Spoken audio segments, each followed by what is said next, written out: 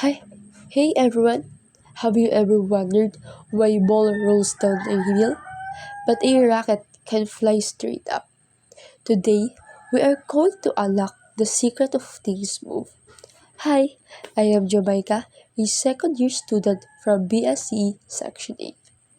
We're going to explore Newton's law of motions. Once you know the first law, the law of inertia. The law of inertia states that an object in motion will remain in motion and an object will remain at rest unless the act upon by a force. For example, a rock on a table.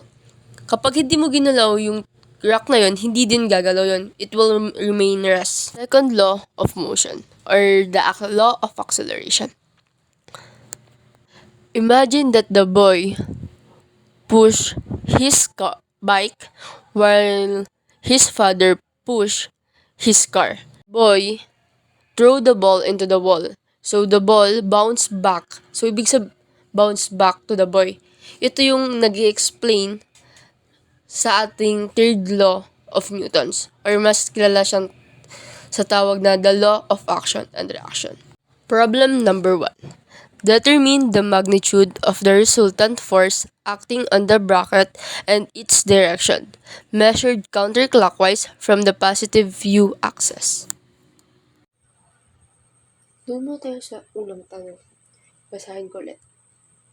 When the car accelerates at a constant a is equals to 1.20 meter per second squared, at sa pangalawa naman na when the car moves at constant velocity v is equals to 90 km per hour.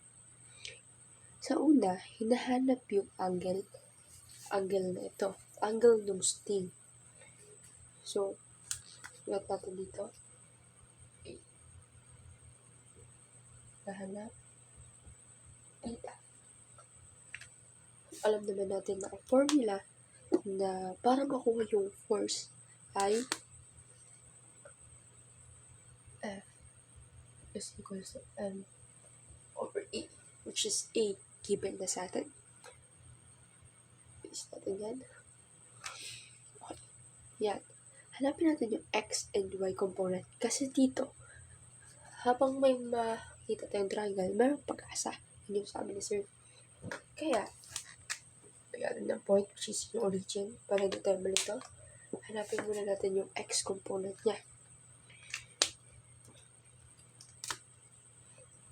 Fx equal yung Fx, which is ito yun. Yan yun. So, bali, F sine, which is sine is opposite over hypotenuse, theta, equal naman siya sa M over A. Para naman sa ating Y value,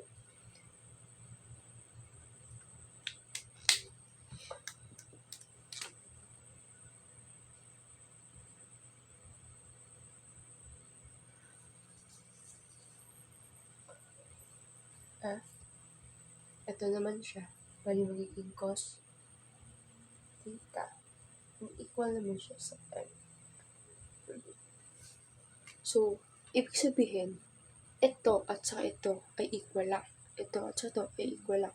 So, pwede natin sabihin na ang F sin theta ay equal siya sa F cos theta na equal rin din siya sa M A G. So, pwede natin ito cancel. So, ang matitira for ito, F is equals to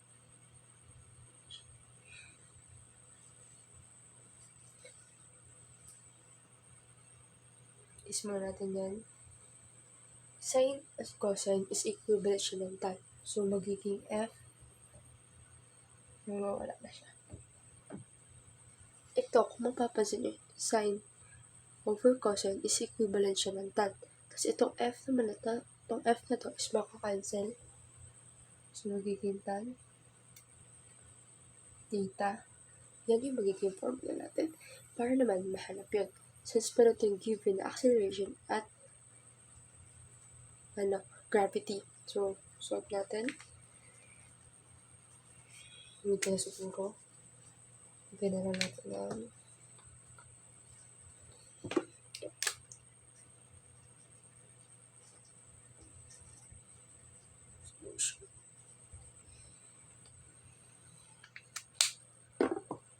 So, magiging tan theta. Itong A natin na 1.20 meter per second squared over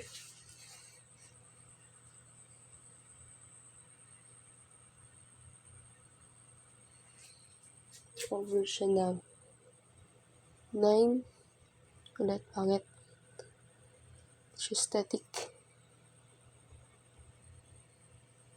9.81 meter second squared. Para makuha yung theta, kasi yun yung hinahanap natin, magiging theta transpose ito, magiging inverse.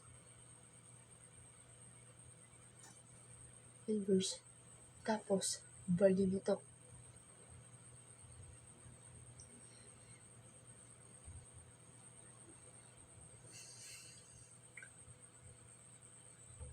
Input lang natin siya sa calculator.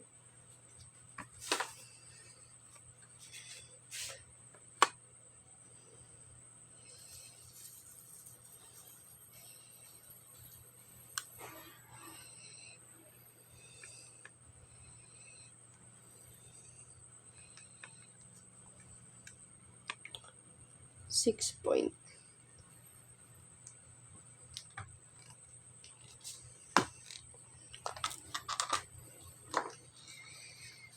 Magiging 6.974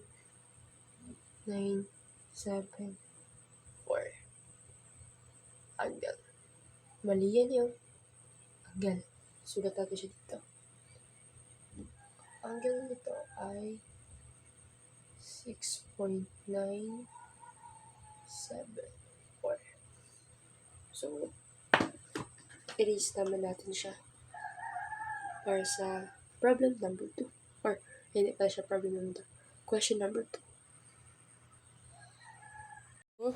A 0.140 kilogram baseball traveled 35.0 meter per second strike the catcher might reach aim bringing the ball to rest. Recoil backward 11.0 centimeter. What was the average force applied by the ball on the glove?